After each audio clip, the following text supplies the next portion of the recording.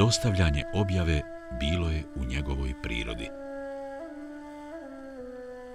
Dostavljanje objave kod prvaka svih stvorenja na oba svijeta bilo je sastavni dio njegovog karaktera i prirode. On je bio uznemiren kada ne bi našao neku čistu dušu kojoj bi dostavio objavu i pozvao je u vjeru. Isto kao kada smo mi uznemireni u trenutku kada nemamo nešto pojesti ili popiti, ili kada ne možemo da dišemo. I tada nije imao nikakvu volju za jelo. Ponekad bi danima postio, ponekad bi jeo koliko da preživi, kao da mu briga za pozivanje u vjeru nije dala apetita za jelo i piće. Kako meleci žive sa tesbihom, tako je i Hazreti Muhammed sallallahu alejhi ve sellem živio sa tebligom, dostavljanjem objave. Onoga dana kada bi našao čistu dušu koja bi primila njegove poruke, bio je radostan i bodar. Kur'an i Kerim, govoreći o njegovom takvom stanju, kaže: O moj poslaniče, zar ćeš ti sebe uništiti zato što ovi neće da postanu vjernici? U drugom ajetu Allah dželešanuhu mu se obraća: Pa zar ćeš ti za njima od tuge svisnuti ako oni u govor ovaj, Kur'an, neće da povjeruju? Tako je, kada bi on primijetio crno čelo koje seđdu ne čini, ražalostio bi se.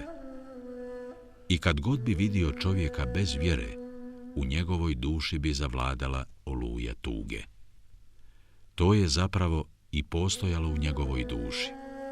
Sa poslanstvom taj osjećaj je još više ojačao i dobio veće dimenzije. Pored toga što je pazio na svaku vjersku dužnost u detaljima, brižni čovjek ovog stoljeća je na pitanje svog učenika zašto se nisi oženio, odgovorio: Razmišljajući o ovolikim mukama i patnjama Muhammedova ummeta, nisam našao nimalo vremena da razmišljam o svojoj ženidbi.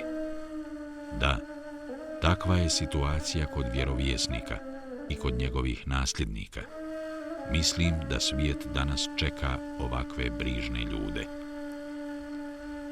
Kad već govorimo o tome, želim ponovo navesti jedan primjer kojeg spominjem na više mjesta, jer ovaj primjer će u isto vrijeme dati nove dimenzije o ovoj temi. Jedan naš prijatelj čista čela, koji je radio u Njemačkoj kao ugostitelj, svojim muhamedanskim ponašanjem je utjecao na porodicu kod koje je stanovao. Uzvišeni Allah ga je učinio da bude uzrok njihovoj uputi na pravi put. Kada su najprije muškarac, zatim žena i na kraju djeca počeli disati isti zrak, to jest kada su primili islam, kuća se pretvorila u jedan dio dženecskih bašči. Jednog dana muškarac iz ove kuće i naš prijatelj sjedili su jedan naspram drugog i razgovarali.